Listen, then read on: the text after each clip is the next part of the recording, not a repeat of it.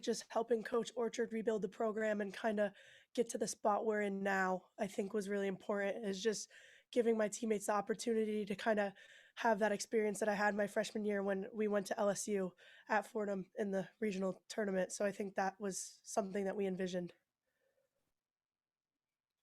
Mike Jensen, go ahead. Paige, do you get nervous out there? What makes you nervous? I try not to get nervous. I think I kind of have that mentality out there where I don't think about it too much. I kind of, not that I'm thinking about other things, just kind of staying true to myself. I like to sing songs in my head a lot, pitching and hitting. So that's one of my main things that I do, just to kind of stay calm, cool, and collected. I think my catcher, Allie Jones, does a really good job with that. She can tell when I overthink and I get nervous. So she comes out there almost immediately, has me take a deep breath. So good nerves before the game, but I definitely don't feel them during the game. You forced me to ask the follow-up. What songs? Um, it changes every now and then. Lately it's been like random TikTok songs that come to my head, but I don't have really. It's in the heat of the moment. I don't have a No favorite go-to. song.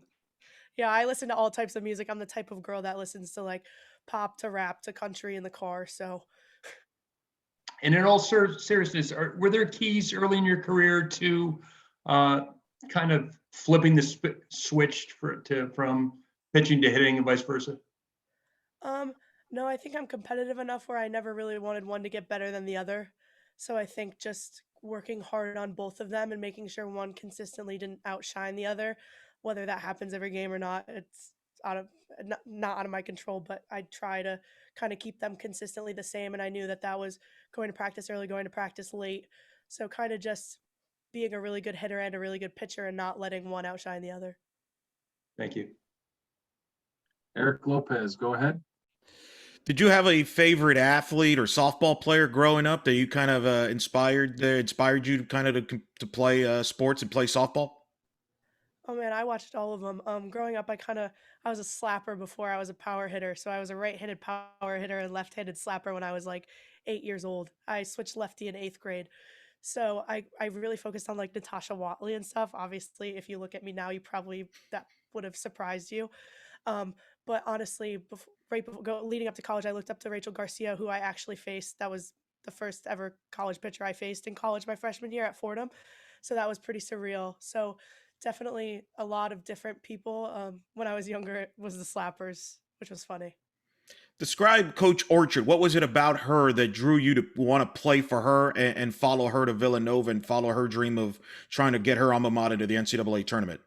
Yeah, she just likes to win, man, and that's her big thing is if you're doing all the right things and if you're winning, and she's the best person to push you towards winning. And I think that was really big for me. And through the recruiting process, just the feeling of being wanted and almost nagged, like, oh, are you coming here? Are you coming here? So that was big for me. And just the relationship I built with her was a really big factor in that. Big East tournament, you had to come out of the losers bracket. You threw and you hit almost every game. The tired is not in your vocabulary, is it? Oh, no, there's no time to complain about being tired. That would make you even more tired. So, yeah, it was surreal. I knew once we lost that first game, we weren't losing another one. So that was the long haul. We all expected that.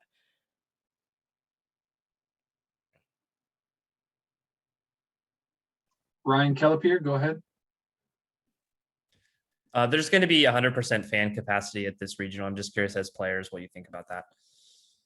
I think it's really exciting. Especially with the past crazy year that it's been, just being able to play in front of all the fans.